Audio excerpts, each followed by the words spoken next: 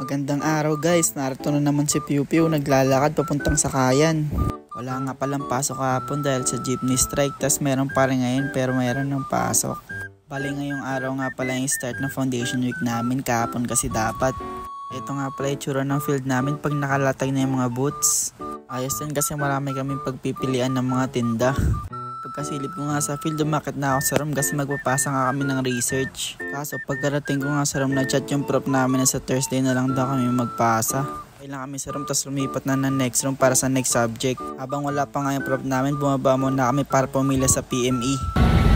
Riley. Haba no pa.